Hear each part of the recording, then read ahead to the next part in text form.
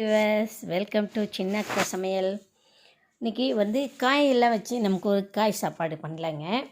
அதுக்கு தேவையான காய்கள் நீ என்ன வேணாலும் எடுத்துக்கலாம் இல்லையா. நம்ம கேரட்டு, நூக்கல், பீன்ஸு, பச்சை பட்டாணி இப்படி ஏதாவது எடுத்துக்கலாம். இதில் மீல் மேக்கர் போடுறதா இருந்தாலும் மீல் மேக்கர் போடல. நான் மீல் மேக்கர் போடல, அப்படி போட்டிருக்கேன். காய்கள் வரைக்கும் நான் இறுக்கி எடுத்து வச்சுருக்கேன். பாருங்கள், வெங்காயம், இஞ்சி பூண்டு பேஸ்ட்டு, கொஞ்சமாக பட்டை தான் போட்டிருக்கேன், லவங்கம் போடல. கருவேப்பிலை இது எல்லாம் போட்டு நல்லா வந்து அந்த பச்சை வாசம் போகிற வரைக்கும் நல்லா வணக்கிட்டேன். பொடியாக நறுக்கின தக்காளி, இப்போ இதெல்லாம் வந்து நல்லா வணக்கி எடுத்துட்டதுக்கப்புறமா பார்த்திங்கனாக்கா நமக்கு தேவையான அளவுக்கு, இப்போ வெஜிடபிள் ரைஸ்க்கு தேவையான அளவுக்கு அந்த காய்கள் தேவையான அளவுக்கு தக்காளி நறுக்கி வச்சுருக்கேன்.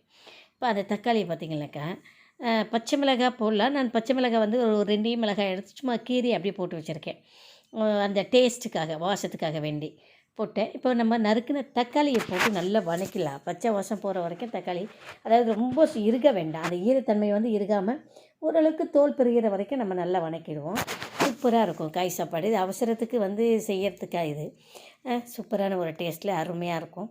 காய் சாப்பாடு, காய் சாதம் இல்லையா, நம்ம இதில் வந்து காய் சாப்பாடுன்னு தான் சொல்லுவாங்க இல்லையா. காய் சாதம், கேரட்டு, பீன்ஸு, நூக்கள் எல்லாம் போட்டு நல்லா வந்து வணக்கிட்டு இப்போ இதுக்கு தேவையான அளவுக்கு பார்த்திங்கனாக்கா நான் வெறும் மிளகாத்தூள் கொஞ்சமாக வந்து கரம் மசாலா போட்டிருக்கேன்.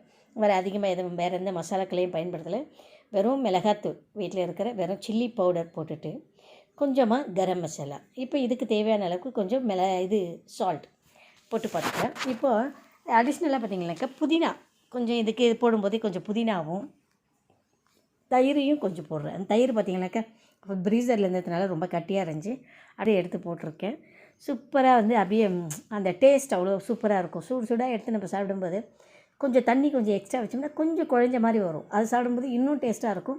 தண்ணி வேணால் ஈவனாகவே போதும் அப்படின்னும் போது பார்த்திங்கனாக்கா சாதம் ட்ரையாக பலன்னு நல்லாயிருக்கும். என்ன மாதிரி விருப்பமாக இருக்கோ அந்த மாதிரி செஞ்சு சாப்பிட்டுக்கலாம். சூப்பராக இருக்கும் காய் சாப்பாடு. உங்களுக்கும் கண்டிப்பாக பிடிக்கும். பிடிச்சிருந்தாக்க கண்டிப்பாக ஒரு லைக் கொடுங்க. உங்களோட கருத்துக்களை கமெண்ட்டில் பதிவிடுங்க. சப்ஸ்கிரைப் பண்ணவங்க ஷேர் பண்ணுங்கள். சப்ஸ்கிரைப் பண்ணாதவங்க தயவுசெய்து சப்ஸ்கிரைப் பண்ணுங்கள். உங்களோட வந்து அந்த பெல் பட்டனை வந்து அழுத்த மறந்துடாதீங்க.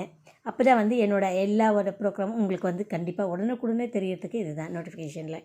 ஸோ இப்போ தேவையான அளவுக்கு உப்பு போட்டாச்சு. இப்போ நான் இதுக்கு தேவையான அளவுக்கு அரிசி வந்து 2 டம்ளர் போட்டிருக்கேன் அப்படின்னா 2 டம்ளருக்கு 4 டம்ளர் தண்ணி வந்து நான் சூடு பண்ணி வச்சுருக்கேன். ஸோ அந்த சூடு பண்ண தண்ணியை எடுத்து அப்படியே ஊற்ற போகிறேன். ஏன்னா உடனே சமையல் ஆகணும் போது தண்ணி கொதிக்கிற வரைக்கும் வெயிட் பண்ண வேணாம். ஏற்கனவே தண்ணி சூடாகிடுச்சு, அதை அப்படியே எடுத்து ஊற்றினோம்னாக்கா நமக்கு உடனே வந்து கொதி திரும்பிடும். அரிசியை எடுத்து போட்டு குக்கர் போட்டு போட்டோம்னாக்கா 1 விசில் 1.5 விசிலில் நம்ம எடுத்து ஆஃப் பண்ணிக்கலாம். அந்த மாதிரி சூப்பரான வந்து வேகமாக வேலை ஆகணுன்னாக்கா இந்த மாதிரி டக்குன்னு 2 அடுப்பில் வச்சு நம்ம வேலையை பார்த்துக்கலாம். ஸோ நான் வந்து கொஞ்சமாக வந்து ஃபுட் கலர் பண்ணுறேன். கேசரி கலரில் வந்து ரெட் கலர் பயன்படுத்தியிருக்கேன். லைட்டாக தான், அது கூட ரொம்ப அதிகமாக இல்லாமல் பண்ணியிருக்கேன். அதே போல் எங்கள் வீட்டில் சாப்பாடுன்னு பார்த்திங்கனாக்கா மோஸ்ட்லி வந்து புழுங்கல் அரிசி தாங்க அதிகமாக பயன்படுத்துவோம். எல்லாருக்கும் பெரியவங்க எல்லாருக்குமே வந்து சுகர் இருக்குது. அதனால் வந்து புழுங்கல் அரிசி தான் நான் போட்டிருக்கேன். புழுங்கலில் வந்து இந்த காய்க்கு சாதத்தை செஞ்சுருக்கேன். செம்மையாக இருக்குது. எண்ணெய் கத்திரிக்காய் குழம்பு செஞ்சதுனால அதுக்கு காமனாக வந்து சூப்பராக இருக்கும். நீங்களும் செய்து சாப்பிட்டு பாருங்கள்.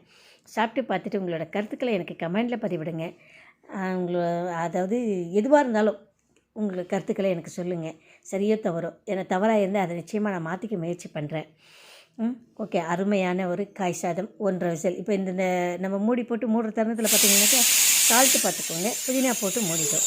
இப்போது ஒரு விசில் 1.5 விசில் வந்ததுமே எடுத்துட்டு அப்படியே சூடாக பரிமாறுங்க. சூப்பரான ஒரு வெஜிடபிள் ரைஸ், அதாவது காய் சாதம் செம்ம மாசா சூப்பராக இருக்கும். நீங்களும் செய்து கொடுங்க. பிள்ளைங்களும் வந்து ரொம்ப விரும்பி சாப்பிடுவாங்க. ஏன்னா சூடாக செஞ்சு கொடுக்கும்போது பார்த்திங்கனாக்கா சாப்பாடே வந்து ரொம்ப சாஃப்டாக இருக்கும். சாப்பிட அளவு தெரியாமல் சாப்பிடுவோம், அந்த அளவுக்கு இருக்கும். அதனால தான் சூடாக பரிமாறணுன்றது. சூடாக பரிமாறும்போது அளவுக்கு மீறி, அதாவது நம்மளை மீறியே கொஞ்சம் 1 வாய் 2 வாய் வந்து அதிகமாக சாப்பிட்ருவாங்க பிள்ளைங்க. ஸோ அதனால தான் சாப்பிடுங்க. பாருங்கள், சூப்பராக ஒரு காய் சாதம் ரெடியாகிடுச்சு. எங்கேயுமே